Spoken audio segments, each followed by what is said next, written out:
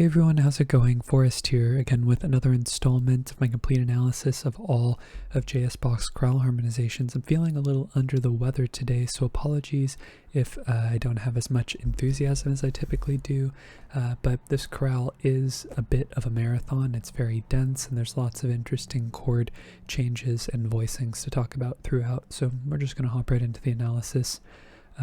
We have two flats in the key signature. We start on G minor, we end on G major. I reckon we are in the key of G minor.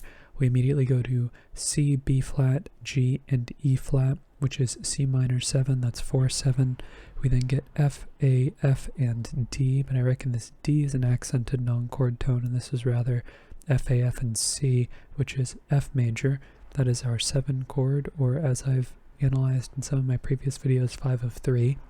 And then it goes to 3, B flat, F, and D, B flat major. We then get B flat, C, E natural, and G. Depending on how you look at this chord, this D could be a chord tone or this C could be a chord tone. I decided to call this D a passing tone and instead call this C7 over B flat, which is harmonization of the melodic minor scale because we have E, F sharp, and G going on here. Making this a 4-4-2 chord, not some type of secondary dominant. And then we go to A, E flat, F sharp, and C with 2 passing tones, one in the alto, one in the bass. That would make this F sharp fully diminished 7th over A. That is 7-6-5. And then we get F sharp, D, A, and C, which is D7 over F sharp. It's 5-6-5. When we get 7 going to 5, it's really not much of a progression going on, more of a prolongation of the dominant because they both have the same function and they're effectively the same chord for all intents and purposes. But ultimately on the other side we would expect some type of resolution. We would expect G minor, G, D, G, and B flat, which is what we get, our tonic triad. But I have some neighbor tones going on in all 3 of the upper voices. We have C, F sharp, and A, so there's the idea of the diminished going on here, but especially with that sustained tone in the bass, we can't fully analyze this chord using tertium vocabulary on the page. But the chord, actually, no, no, I'm just kidding, we can't. Yeah, unfortunate. A, C, E flat, and G flat would be an A diminished chord. This is F sharp diminished. F sharp fully diminished versus, F sharp fully diminished and A fully diminished should be enharmonically equivalent to one another. Am I wrong? We have A, we have C, we have E flat, no E flat in this chord. And then we should have G flat. Wait, are those enharmonically equivalent? Am I just making something up? I'm on like I said, I'm feeling a little under the weather today. I'm going to try and stop those tangents before I get into them. They're not leading anywhere. But regardless, we have C, D, G, and B flat here. Kind of an interesting chord. We have G minor being implied on the downbeat, but again, with that C in the bass, it's almost like the upper 3 voices in the bass are in disagreement here. So looking to the end of the beat for the chord tones, we have C, E flat, A, and C, which is A diminished over C. That's 2-6. Bach loves 2-6 chords in cadential situations. D, D, F sharp, and A is our 5 chord. D 7, or D major, sorry, I was looking at this passing C here, which turns it into D7 on beat 2, and then our perfect authentic cadence concludes with G minor, G, B flat, D, and G, our tonic triad. Next phrase ends in a imperfect authentic cadence in the key of B flat major. Before I forget, I did forget some fermatas in the latter part of the chorale here, so I'm going to add them in. Here we're looking for a point in which we modulate, and I think we modulate straight away. We have G, B flat, G, and D here, which is another tonic triad, but in the key of B flat it is our 6 chord, and it should not be uppercase because B flat is a major key. It should be lowercase. Typically it'd be interesting if it were uppercase. Then we have G, C, B flat, and E. Now depending on how you look at this chord, whether the tones on the offbeat are the chord tones, or the tones on the downbeat are the chord, or not really the downbeat, but the numbered beat are the chord tones. your analysis might change. Some people might analyze this as a 1-6-4 chord, right? F, D, B flat, and F.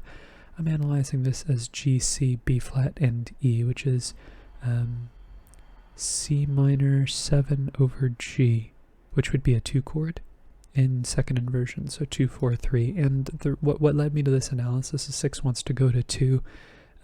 I don't really hear a 1 chord happening after here. It's just so fleeting and off of the harmonic rhythm. The chord on the other side, it is a passing chord. I suppose you could insert it here. That's fine. 2 going to 1. One of the contexts that we do see that happening in is when we see a subdivision of the beat like this. In fact, I might actually, I've kind of convinced myself as I've talked myself through it, 1-6-4 on the passing there, because we do get a 4 chord afterwards. 1-6-4 can go to, or 1 is likely to go to 4, cycle of falling fifths and whatnot. We get E flat, B flat, and G. Then we have F, E flat, F, and A, which is an incomplete F7 chord, so that'd be 5-7. This E flat is a chord tone. I don't think there's a chord being introduced here. We have F, D, F, and G. I guess with the, well, yeah, the E flat gets introduced. That is a chord tone. I'm going to imagine that really what's happening here is with counterpoint going on, all the voices doing their own thing. We're sustaining the idea of the dominant over 2 beats here before we get to E flat, C, A, and F, actually prolonging it even further. F7 with a passing tone in the basses, F7 in third inversion. It's very interesting to see the dominant prolonged for such a long period of time for an entire measure. And then we get our tonic triad, D, D, B flat, and F, first inversion. Passing tone in the bass. That's an escape tone in the melody, and I think this is one definition for appoggiatura where you leap or skip into it and step out of it. But as we're getting into the last 2 beats of our cadence, we have F, C, A, and E flat. That's 5-7. This F is a chord tone, this B flat, and this D. They're both anticipations. There's kind of like a 1-6-4 going on after the 5-7 here, which is interesting, but it's very fleeting, and it's happening on the 4th, 8th note subdivision of the half note in the bass. Not super impactful. I think 5-7 is really the general idea what's going on here. But then we get B flat afterwards, B flat, F, B flat, and D. But we know that in situations like this, maybe I will put 1-6-4 just as a note to myself, because it is interesting that it's popping up in that context at all. Typically we don't see that. It's very unusual. But as I was about to say, imperfect authentic cadences are synonymous with being unusual. There isn't really a pattern for them. Sometimes they follow the convention, sometimes they see interesting inversions and cadential formulas. But as we look ahead to our next cadence, we have a perfect authentic cadence in the key of F major. So we're looking for a point on which we modulate. We start things off with B flat, F and D. That's B flat major again, no need to reanalyze. A, C, F, and E flat. That's F7 over A, 5-6-5. Passing tone in the melody, G, E natural, G, and C. Oh yes, that's right. I was saying, why haven't we modulated to F yet? Because we have an E flat here. So I guess we could modulate as early as the downbeat here, but I don't really think we have any reason to believe that when we have the E flat and the melody. Ultimately, by the time we get to, I think, this F chord here, we've definitely modulated, but yeah, I think that might be the chord we modulate over. We have G, E natural, G, and C with passing tones, or a neighbor tone in the melody and a passing tone. This is a neighboring 7th, and a passing tone in the tenor. This leaves us with G, E, G, and C. This is C major over G. The secondary dominant in this case, 5-6-4 of 5, because C is the dominant of F, and F is our 5 chord in the key of B flat, and that resolves where we would expect. It's also very interesting to see a secondary dominant. Maybe this isn't a C chord after all, maybe this is a 7 chord. Actually, this is just a very interesting progression in general. We're seeing a 6-4 chord not occurring as like a pedal or passing the way the textbook teaches, and we or seeing it come after a 5-7 chord in the key of B flat. So definitely an unusual progression, but we do resolve where we expect to. A, C, G, and C. Wait, am I reading that right? A, C, G, and C. That would be A minor, A, C, G, and C. Yeah, that's A minor. That's not where we expect it to resolve. Wow, sorry, my notes are completely incorrect. A minor 7 would be like a 3 chord in the key of, or more specifically, a 3-7 chord in the key of F minor. And then we go to B flat, D, B flat, D. Yeah, that's what's really interesting about this particular progression, actually, right here. So this 3-7 chord that's happening, if we were still in the key of B flat, what we would expect at this point would not be a 3-7 chord, but this would be a 7-7 chord. Makes me feel like there might be some type of typo going on here. On this beat we have A, C, G, and C. Yeah, we had to have modulated at some point. Had to have happened before that, because this A minor chord is very clearly a 3-7 chord in the key of F. So we've modulated before this. We could say that A, C, F, and D with this E flat here. Yeah, it's difficult to say where the modulation actually happens. I'm going to say, actually, I'm going to be bold. I'm going to say it does happen over the secondary dominant. In some of my past videos, I said that that's something that is what Bach does. I think it's far rarer than it actually is, because going back through that analysis, there wasn't any reason why I couldn't say the modulation happened after or before. But I think really there's no place that makes sense, because we were not going to move to F major over an F7 chord. The whole point of the F7 chord is to bring attention to something else. But C, on the other hand, is bringing attention to it. And by the time we get here, that should be our 3-7 chord. Or Bach left out the third to be, or sorry, not the third, the fifth of the chord to be purposefully ambiguous, so that this 3-7 chord is where we modulate. Oh, decisions, actually. Sorry, this is the thought process that I go through in my head when I'm working on my notes. I think actually what I'm going to do is I'm going to say that this is a 7/7/2 diminished chord, but there is no fifth. Therefore, we don't know the quality of the chord. It could be diminished, it could be minor, and we're going to call it 3-7 in the, sorry, no diminished symbol in a 3-7 chord in the key of F major. I just did it again, but we're just going to call it a 3-7 chord. We go to B flat, D, F, and F, which is our 4 chord in the key of F major, passing 7th in the bass, passing tone in the tenor, and then we have G, B flat, E, and B flat. Now we're finally in normative chord progression territory. This is E diminished over G. That's a 7 chord in first inversion. Passing tones in the lower voices, we have F, A, D, and B flat. It's like a passing 4 chord, and I think that 4 chord's actually important to mark down for narrative reasons, because if we look at what happens on the beat afterwards, we have E, G, C, and B flat, and that's C major, or sorry, C7 over E, which would be 5, 6, 5, and similar to what happened here where we had 7 going to 5, we even have a little bit of it here. We're in the key of G minor, and we have some G's in between the, actually, I'm going to go back and rewrite that analysis too. We have a 4 chord going to a 7/6 chord here. We're going to walk it back, and the same thing's happening here. We have a 4/6/4 chord, and the reason why I think that 4/6/4 chord plays an important role is because it breaks the function sustain that 7 going to 5 does. And we also see the same thing happening here, except for instead of only getting 2 voices move, here we're getting 3 voices move, which gives us a little bit more tone variety. Less tones are static. The majority of the voices are moving. F, A, D, and B flat. That's like a passing, not just a 4 chord, but a passing 4/4/3 chord. Still in second inversion though. That's interesting. Maybe there is parallelism or symmetry between the two phrases after all.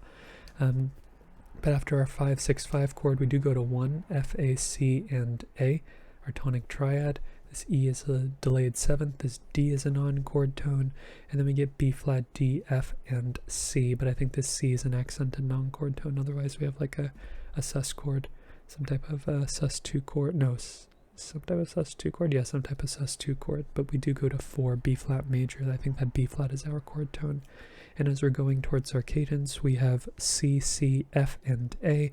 That's good old F over C, 1, 6, 4.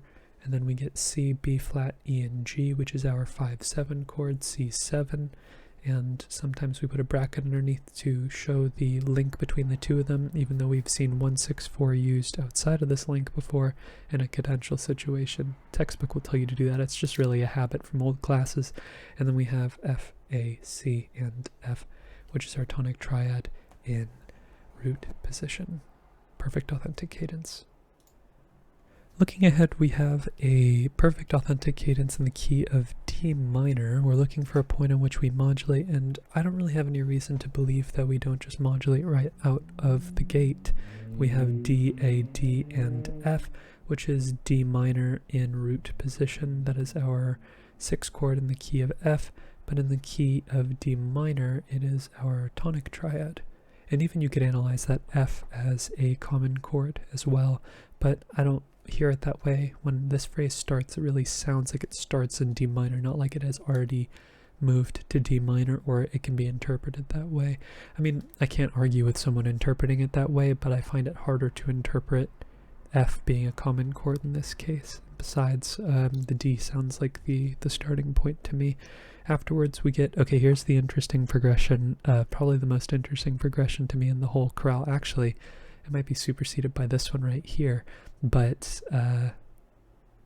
no, it might be beaten, superseded. I don't know if I used that correctly. It might be beaten by this chord right here, but yes, let's talk about it. We have G, G, B flat, and E. That's E diminished over G, which is 2-6 in the key of D minor. Maybe an argument to be made that we have not yet modulated, but here we have A, F, A, and D.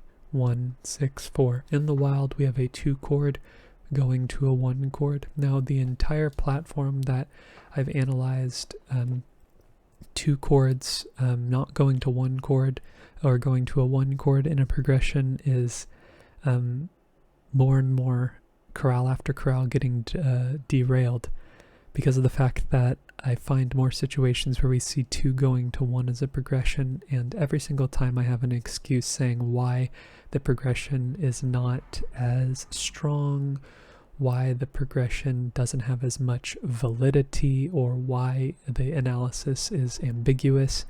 And I do have a light commentary on that for this particular case. Yes, the chords are happening on consecutive beats, right? There's no subdivision going on here, but we are going to a 1-6-4 chord. So really, as far as 2 is concerned, going to 1-6-4 is almost like going to the dominant, in the sense that if we had A, C sharp, and E, we even go to the dominant in the bass, right? The idea of 2-6 going to 5, right? 2-6, which has its 4 in the bass, or the 4 of the scale in the bass going to 5 in the bass. That's really what's happening here.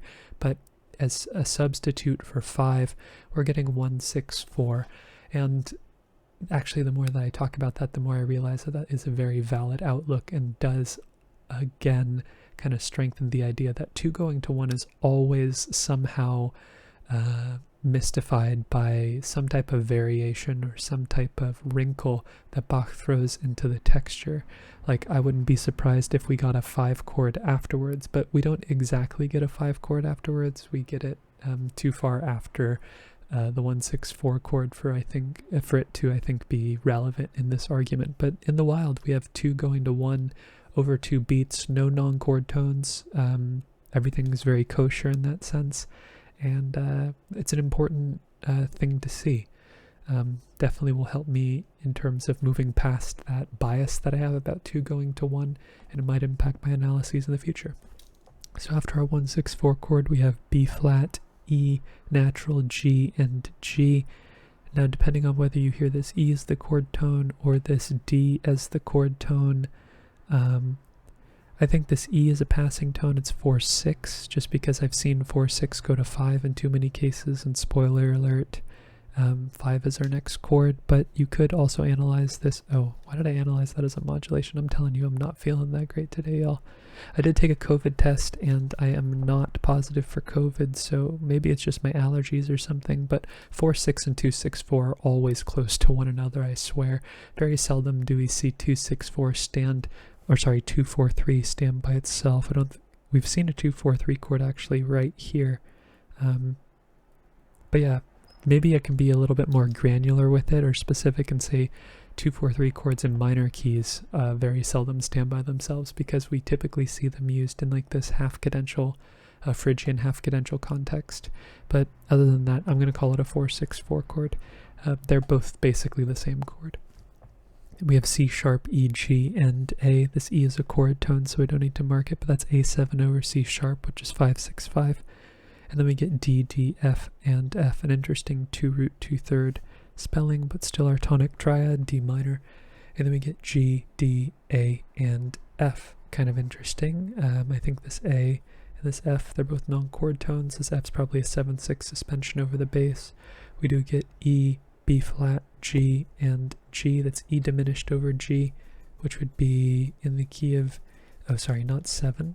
We're not in F anymore, we're in D minor. This is 2-6, like we learned earlier.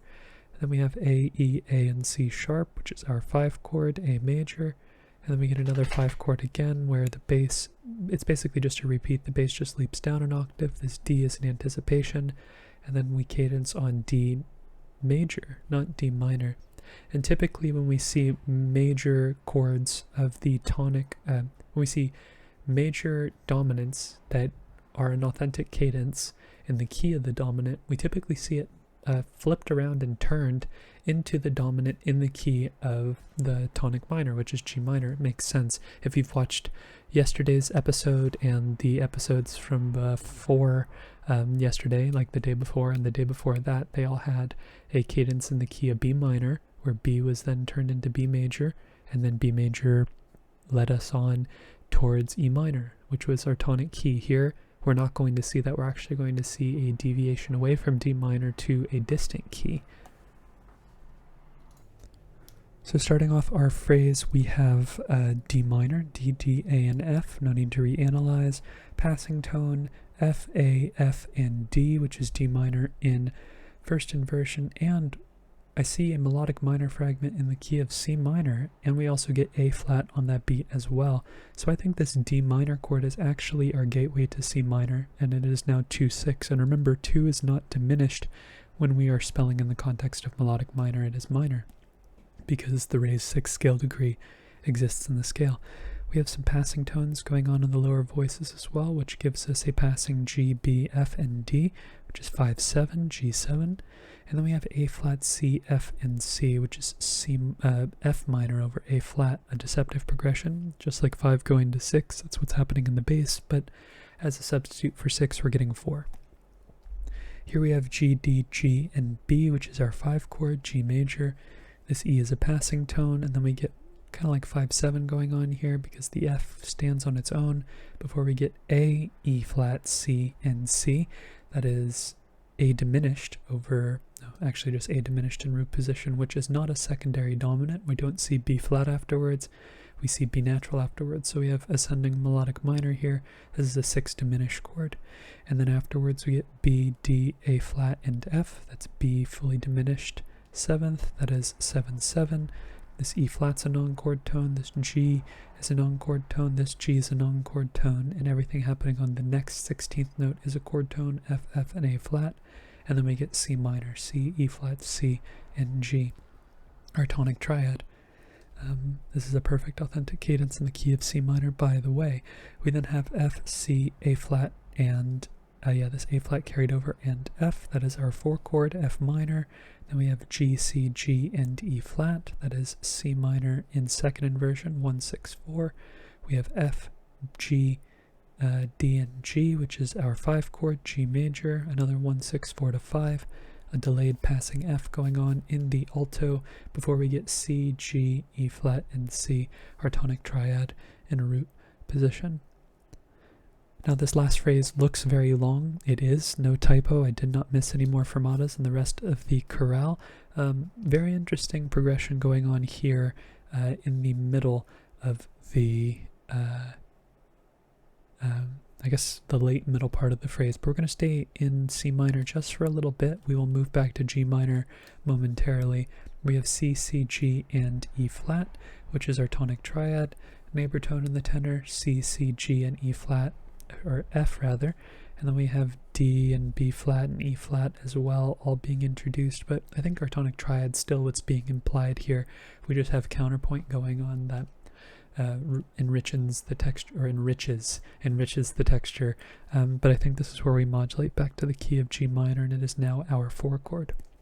The reason why I didn't mark it here, very easily could have marked it there, is because if we hear the same chord again and again and again, there really isn't anything compelling enough for us to think that we've modulated. And I think also in this particular case, because we have B natural here, it's not unprecedented for Bach to use like secondary leading tones to kind of make us feel like we're cheating away from the actual tonic, and like a little quasi tonicization just in one of the voices. But here it feels like there's still C minor ideation going on. We then have C, E flat, A, and D. Again, I think C minor is still the idea here. This A and this D are all accented non-chord tones, and if that's the case, I should listen to what I just said and move the modulation over here. C, E flat, A flat, and D isn't really a spellable chord. It'd be another type of sus chord or cluster of sorts, or partially a cluster. But afterwards we do go to C, D, A, and F sharp, which is D7 over C, which is 5-4-2, and we know we would expect that to go to G minor, B flat, D, D, and G, more specifically G minor in first inversion, which it does. We have a passing tone in the bass, and then we get G, B flat, D, and G, another tonic triad, this time in root position, so we'll change the figured bass. Passing tone in the bass as well, lots of activity in the bass with these longer note values in the melody, and the upper voices, I guess, for that matter as well. But still, even highly contrapuntal, melody has notes on every beat. Then we have syncopation going on here on the alto, a different subdivision of the measure here in the tenor, and the bass just has this active constant eighth note subdivision the whole time. We then get E flat, G, and C, which is 4-6 in the key of G minor. This B flat's like an escape tone. This F is a non-chord tone. I think this E flat is still, we still have C minor as our idea. I mean, so long as we have the C minor triad being sustained in all the upper three voices, I think it's going to be hard to say that we have moved away from C minor. This B flat's a passing, or this D is not a passing seventh. Sorry, I was reading from the wrong clef. But it's kind of like we have a root position triad here. We introduce this C. Then we have this interesting augmented fourth leap here. We get F sharp, E flat, A, and C. This E flat's a chord tone as well. This is F sharp fully diminished seventh, which is 7-7. And again, like we saw earlier, we have 7 going to 5, D, F sharp, B, and D, but this B flat rather, is a non-chord tone. I guess technically it's 5-7, because by the time the B flat resolves down, we get A and we get C as well. So D, A, C, and A, and by the time we get the resolution as well, the third is gotten rid of. So I think this is one of those chords where we have to take an aggregate of, or we have to survey all of the tones that are introduced over the span of the whole beat. But again, here we don't really have a chord that refreshes the dominant to dominant progression like we do here with this 4 chord or with this 4 chord here. Here it's just plainly like a static series of dominant functioning chords, and that's totally okay. But afterwards we have D, D, G, and B flat. Definitely there's this idea of a 1-6-4 chord going on here over this pedal, but when we introduce the F sharp and the A again here, he does very quickly reintroduce the idea of 5, and then we get 1 again, G, D, G, and B flat. And here's where a very interesting progression happens. This G is a chord tone, this A is a non-chord tone, but then when we start to take the notes that are going on over the length of 2 and, we have F, D, G, and B natural. This is a secondary dominant. This is 5-4-2 of 4. G7 is the dominant of C. But afterwards, we do not get C. We get C, E flat, A, and C, which is A flat, or sorry, not A flat, A diminished over E. Sorry, did I read the wrong clef? E flat, A, and C. This would be in the key of G minor, 2-6-4, but really with everything that's going on over the span of these 3 beats, we're really getting an extended tonicization of C minor here, and I do think we get a brief modulation. Really, the modulation might start even before the secondary dominant, the same way that I kind of wanted the secondary dominant to start here, but in the same way that this 5-6-5 chord here has the 7th, we would need some type of leading tone for me to feel like this was functioning as 5 in the key of C minor, as opposed to some type of minor 5 going to a major 5 and then being recontextualized that way in C minor. So I don't know really the best way to analyze this. I'm just using my best educated guess about this sort of thing. So we're going to modulate over this 2-6-4 chord in the key of C minor. It is 6-6-4. We saw a diminished 6 chord here earlier. That's totally fine.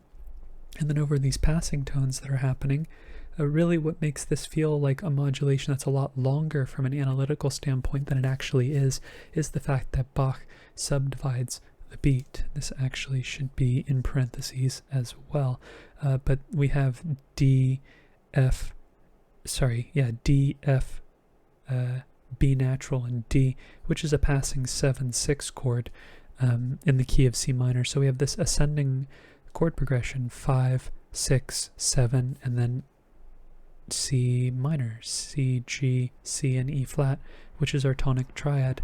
And really, I think that Bach really just dips his toe in the modulation pool here, because it does not last very long, but there's definitely more going on here than just your run-of-the-mill tonicization. We have melodic minor fragment going on here in the alto, and naturalizing that F sharp when we're in the, naturalizing that F sharp to F natural in the key of G minor is kind of a bold statement from a chord progressional standpoint. It's the fact that he's reversing course and it's not consistent anymore does suggest that there is something else going on. So whether you think this is kind of an extended tonicization, or whether you think this is a modulation like I do, that's entirely up to you. But the C minor is immediately going to turn back into our 4 chord in the key of G minor. Passing tones going on in 3 of the voices. The C is not a passing tone, but passing tones going on in 2 of the voices. This C is actually a chord tone, so we don't need to mark it. But C, F, B flat, and C, that's like a chordal harmony. We don't need to mark that. We then have C, E flat, A, and F sharp, which is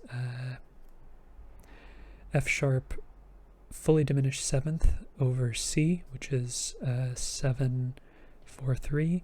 This B flat's a non-chord tone, this D is a non-chord tone, this G is a non-chord tone, this G is a non-chord tone. This A will turn into a non-chord tone because what's happening on this beat is it's 1-6, so we're getting 4-7-1 in the key of G minor, and Bach elides, like there's this sliding of C minor into G minor over a common chord, which C minor is. And I mean, Bach, maybe if you're into like musical symbolism and trying to find meaningfulness in the chords, you'll see the fact that Bach really is insinuating the fact that C minor is on the on his mind, because even in the key of G minor we get a lot of emphasis on 4 the entire time.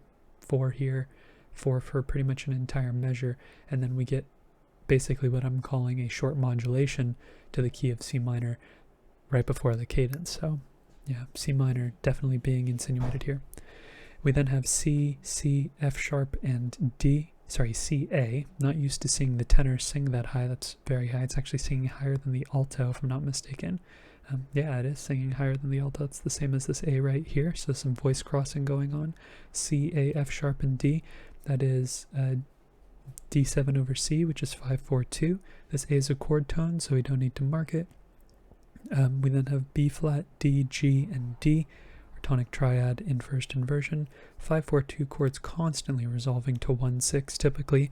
The only other context we don't see 5-4-2 chords resolve to 1-6 are if they're part of a descending passing tone pattern and then they resolve to a root position triad because the passing tones go on for long enough. But here it typically resolves down by step. This A is just an ornament. We have a passing tone in the bass, and then we have D, D, G, and A. This G is a 4-3 suspension over the bass, but we do know that 5 is being implied. B flat's a non-chord tone as well. Before we get our resolution, we have D, C, F sharp, and A, turning it into a 7 chord by the time the suspension resolves. We have an anticipation here in the melody before we cadence on our tonic triad, G major, in root position. Bach often ends his minor chorales with a major tonic triad, I imagine, because he wants to end the chorale on an uplifting note. However, we're outside of the realm of cantatas, and we're looking at motets now, so don't really know the formal structure of the motet as a work. This is only the second movement, so I don't know how many movements are in this particular work. Very easily could just be the fact that major chords have a stronger sense of finality. I'm sure there's like a thesis that's been written about it, or maybe multiple, who knows, but the impact of major chords and why they were preferred and what they say about the piece. But regardless, thank you so much for watching the video. Lots to unpack about this particular chorale, but I feel like this was one of the chorales that I didn't really skirt past the details and then cover it at the end. Not that I typically do that. I think I've done that in a couple of videos because some things occur to me as the chorale moves on. But yeah, there's really interesting harmonic movement, like I suggested, you know, going from D minor to C minor, especially over that Picardy third being used in the middle of the chorale. Lots of modulation. We explore B flat, F, D minor, C minor, mid-phrase modulations that return back to the key. It's very interesting. And maybe just a little personal interesting fact is we have 2 going to 1. And if you have frequented my videos, you know that every single time I see 2 going to 1, I feel like it's one of the weakest chord progressions for some reason. I don't know why. I don't know why that was been instilled in my memory, maybe way back from, you know, reading materials from AP Music Theory. I don't know, but it definitely is a chord progression that doesn't get a lot of exposure, and typically when we do see this chord progression, it's seen under particular circumstances. There's always a reason as to why the chord progression is not fully valid. Just like this one right here. I don't want to use the word valid. I wish there was a better, I'm sure there is a better word for it, but 2-6 going to 1-6-4. I feel like 1-6-4 is just being used as a sub for 5 here, but I could be wrong. It doesn't really matter though, because we see 2 going to 1, and that's totally fine to me now. So yes, that is my stance on 2 chords going to 1 chords. Other than that, more or less, the harmony is about as functional as possible. This modulation is very interesting too, as well as this modulation to F major. There's lots of very interesting stuff going in this chorale in particular. I was excited when I was listening to it because there was some stuff that was tricking my ear that I needed the score to make more sense of, and I'm glad that I was able to get to the bottom of some of it, or at least start getting to the bottom, because some of these analyses, I don't know where the modulation is happening or if I am just putting restrictions on myself. But if you're interested in following me along on this journey to analyze all of Bach's chorale harmonizations, feel free to subscribe to the channel, hit the notification icon, like the video, all sorts of things. If you've been on YouTube, you know the drill.